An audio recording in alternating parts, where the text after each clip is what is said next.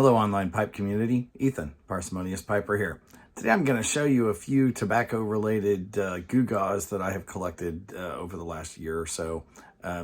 Just 3 today, in lieu of a parsimonious pipe. But first, in a 3-star this time, Pipe by Lee Zulu, I am smoking the first bowl of this week's blend of the week, which is Pipe and Tobacco, Yanez. It's his 2023 cigar cake. It's good. We'll talk about it more in depth on Tuesday. But I can tell you already, this is good stuff. Good, good, good.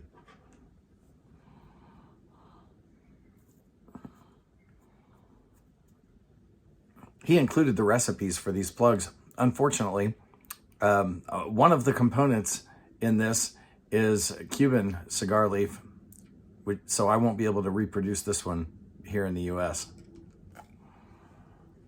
It is an awfully good blend. Well, let's take a look at our gewgaws for this week. Set that pipe down. First up, I found somewhere a little package of Sir Walter Raleigh branded pipe cleaners. Now, I'm not exactly sure just how old this is, but 36 for 10 cents, that's pretty cheap. My guess is that it's at least probably 30 years old.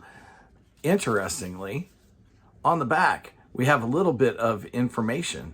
So Brown and Williamson was the pipe tobacco company that originally created and sold Sir Walter Raleigh, starting almost 100 years ago.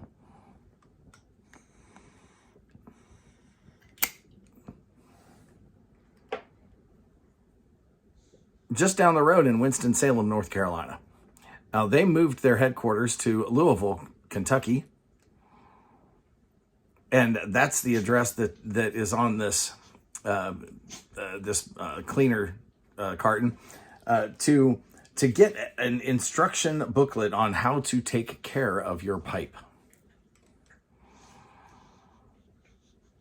Well, this has to be at least older than 2000 because that's when Scandinavian Tobacco Group bought Sir Walter Raleigh from Brown and Williamson. Beyond that, couldn't even begin to tell you. And I have no way of knowing the pipe cleaners in there are actually original Sir Walter Raleigh pipe cleaners, or if somebody just stuffed them in there to look good. Won't be using them anyway, so doesn't really matter. Okay, second today is something very unusual for me, and this is a Pipe by Lee related item. It is a cigar holder. There is a little spike. Let's see if I can get that right there in the center. It's really hard to tell if this was ever used. The inside is awfully clean, but it is stamped on one side. Let's see if I doubt that I can get that close enough, get it to focus so you can see it. It's stamped Lee on this side. I had seen these things in the one Pipe by Lee catalog that I have, but had never actually seen one out in the wild until I saw this one. And interestingly enough, that little stinger in there, just like most Pipe by Lee products, this mouthpiece unscrews from the main body so that you can more completely clean out that stinger, and it has a sharp point for punching the end of your cigar. Nifty little thing. I'll have to figure out what gauge that is and buy a cigar or so to try with it. Third and last for today is a nifty little Prince Albert pocket can. Now, this can opens up, exceedingly clean on the inside. But this can is the top, and it still has the original bottom, Prince Albert. The top inch of a Prince Albert can.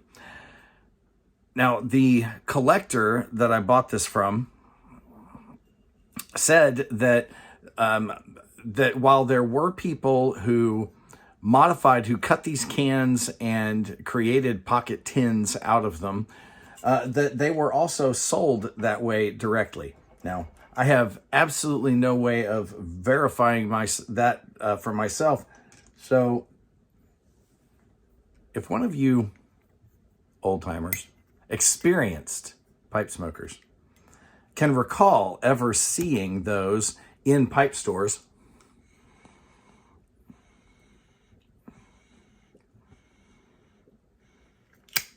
or conversely, if you're pretty certain for a fact that they were never sold in pipe stores that way, that those are all personal modifications, drop me a comment.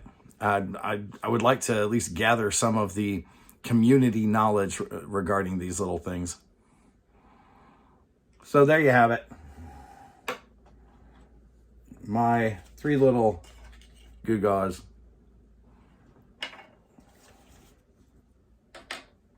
For today. Just neat little stuff. Little tobacco paraphernalia, tabacchiana, whatever you want to call it. I find them interesting. They'll go up on the shelves somewhere behind me. With that, share some of your interesting oddball stuff that you may have collected. And write something you like.